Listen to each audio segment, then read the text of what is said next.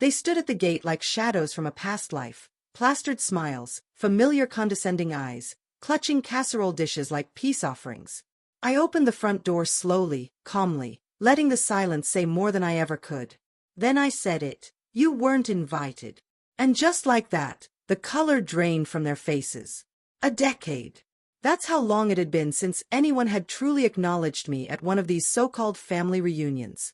The last one I went to, I brought generic soda from a discount store. They laughed, called it adorable. Meanwhile, my cousin Kyle pulled up in a leased BMW and got thunderous applause. They grilled him about his startups. Me. They asked if I was still doing that little art thing. That little art thing. I grinned through clenched teeth, passed out paper plates, and scrubbed the dishes when it was all over. That year's group photos? Not a single one included me. I never expected to be celebrated, but I thought maybe, just maybe, I'd be treated with basic respect. Then came the final blow. 2 summers ago, I saw the photos online. Same lake house, same poses, same faces. But this time, the caption hit different. Another year with the whole family. My name wasn't tagged. My inbox remained silent. No call. No message. Just the digital void, as if I had never been born. I didn't scream. I didn't cry. I stared at the screen and simply said, okay. Then I got to work.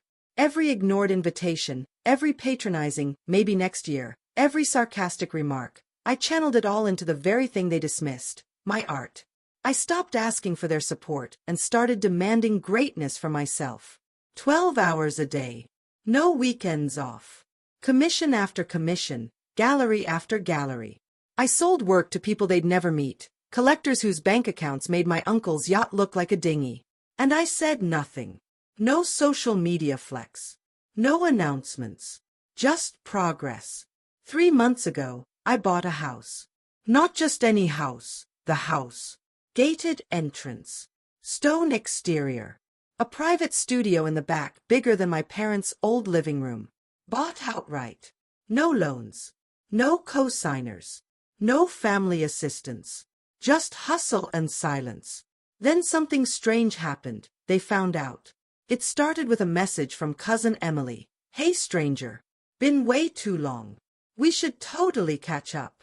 Then came an invite to that year's reunion. I declined, politely. That's when the group chat exploded. You're being petty. Don't hold grudges. Family's still family. But they only remembered me when I became something they could show off. So, I planned my own event. A housewarming. No Facebook post. No mass texts.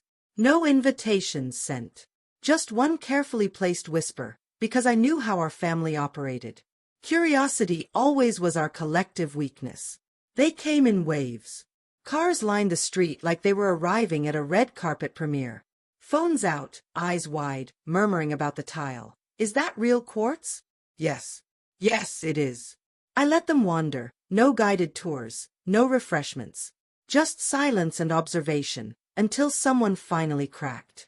It was my aunt, the same one who once called me a directionless dreamer with a pointless hobby. She gave a tight, awkward smile. We had no idea you'd done so well, she offered. I nodded. Of course you didn't. You stopped paying attention.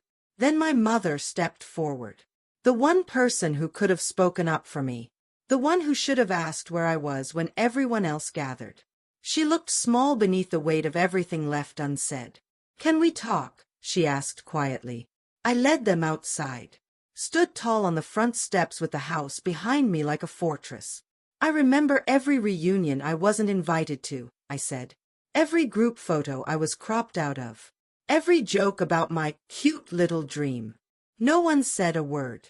You all made it clear I didn't belong, I continued.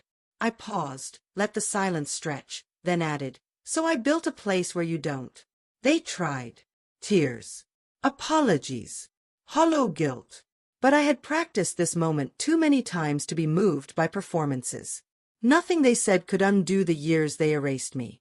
So I thanked them for the rejection, for the silence, for the distance.